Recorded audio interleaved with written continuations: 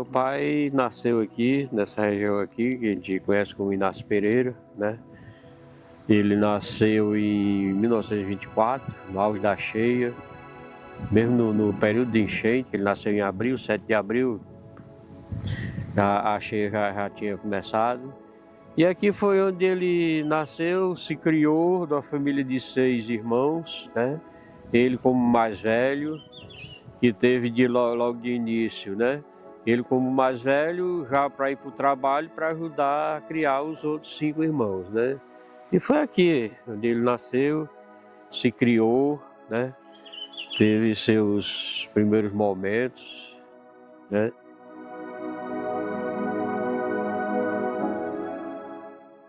O meu pai, ele já tinha uma tendência para a música desde criança, né? Ele contava, porque meu pai sempre ele é mais aberto comigo, a gente conversava mais, e ele sempre dizia que a iniciação dele, musical dele, foi com a flauta, tipo o talo do mameiro, do mamoeiro, né? Que tem aquele canutinho.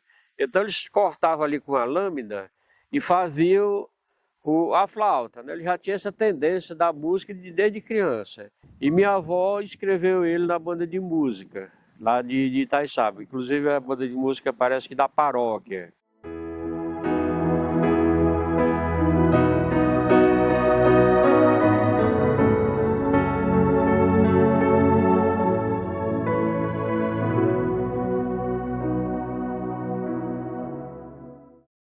Então ele contava muito que saía para as cidades para tocar festa de padroeira.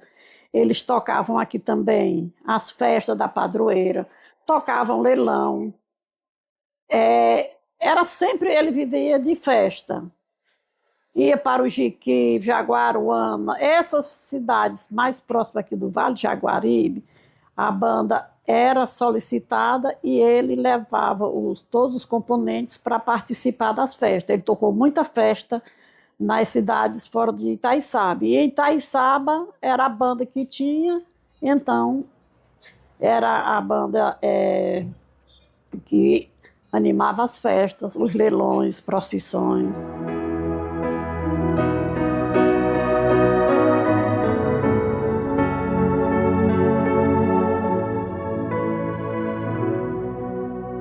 Esse instrumento é uma das relíquias que meu avô Francisco Fidelis Menezes deixou, né? Mais conhecido popularmente por Chiquinho da Mamédia. Aqui é o que a gente chama trombone de pisto. A gente tem um trombone de vara, esse é o trombone de pisto. Então esse foi uma das relíquias que ele deixou, né? Embora a vida musical dele tenha começado num instrumento chamado trompete.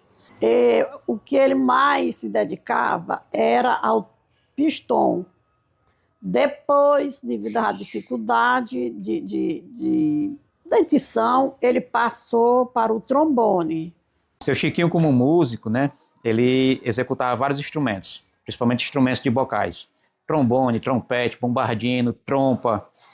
Isso tudo, quando a gente estava aprendendo lá, se fosse um aluno de trompete, ele tocava trompete. Se fosse um aluno de trombone, ele tocava trombone. Se fosse um aluno de bombardino, ele tocava bombardino. Então ele era bem versátil, tinha um conhecimento imenso de muitos instrumentos.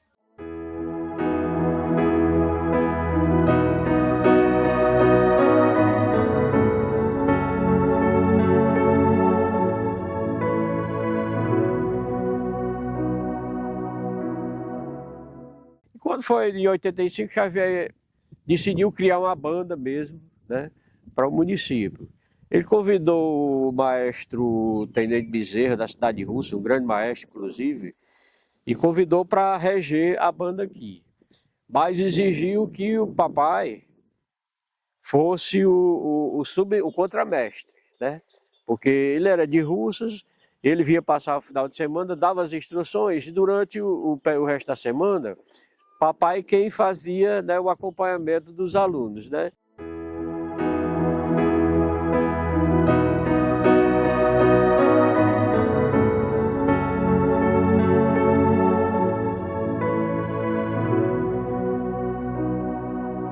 Mas logo veio outras administrações, né? O maestro foi embora, mas papai já estava capacitado. Meu pai não tinha regência, ele não sabia reger uma banda, ele só tocava. Mas com o maestro Tenente Bezerra, ele conseguiu reger uma banda. Ele regia uma banda normalmente como qualquer um maestro, né? Já tinha as instruções e permaneceu. 85, veio outras administrações que ele permaneceu, né, como mestre da banda.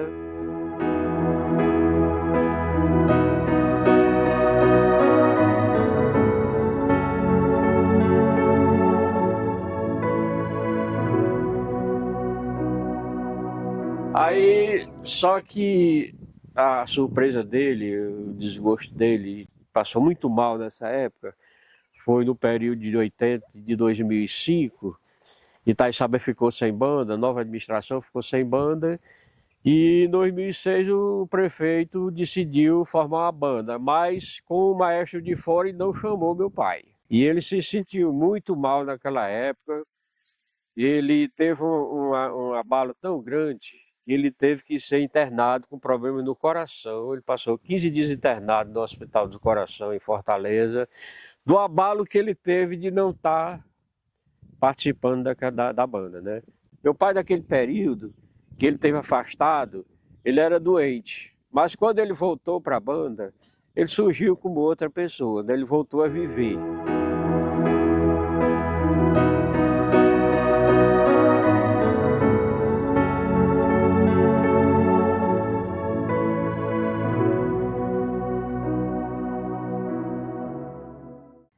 Meu avô era um maestro, foi um maestro muito querido pelos seus músicos, né? Na sua biografia ele relata que ao término do seu exercício de maestro formou 30 músicos. A maior lembrança que a gente tem é que na formação musical, né? Quando ele ensinava a gente.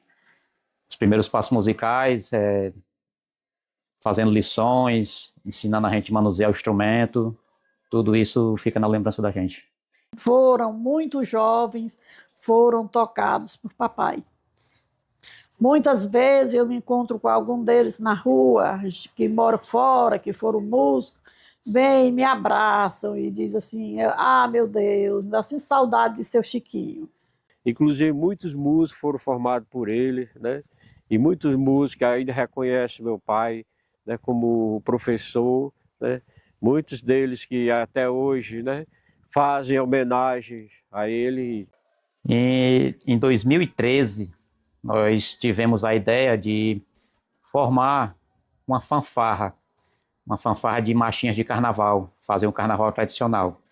E dentro do nome da fanfarra, a gente não pensou duas vezes em escolher o nome de seu Chiquinho. Então esses músicos formados por meu avô, eles resolveram homenageá-lo com a fanfarra Chiquinho da Mamédia. E no ano de 2013 foi criada essa fanfarra e a gente, como família, abraçou isso e nosso engajamento foi, a fanfarra foi criada, a fanfarra precisa ter um bloco.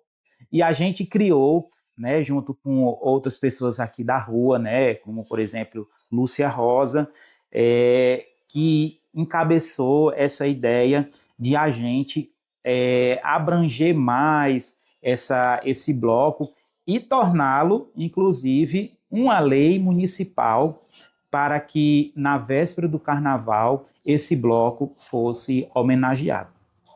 E muitas vezes, quando a gente estava com a fanfarra aqui na frente, nós tivemos de levar ele para ele participar também, porque a gente sabia que ele gostava, que ele amava, que ele queria muito bem aos netos que são componentes da fanfarra, e ele se sentia muito, muito feliz com aquilo ali.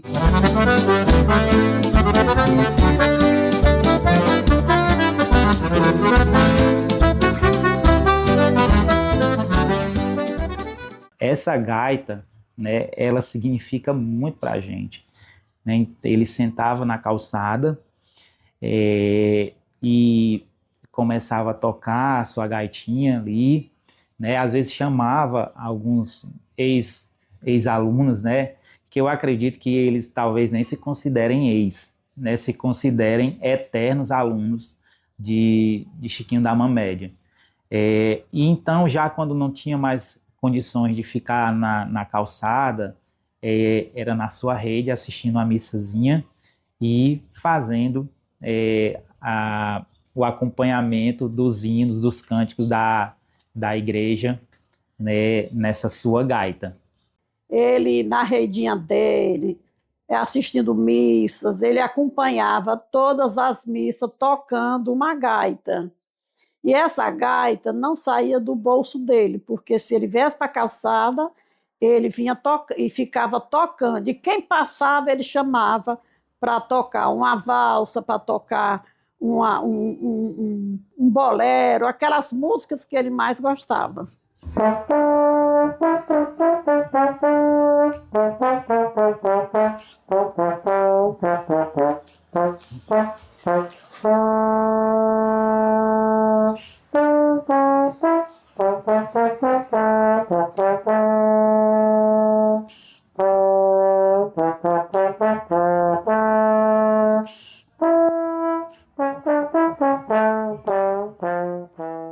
Quando a gente vê a banda posta a tocar, que toca aqueles dobrados que até hoje a gente ainda escuta através do celular.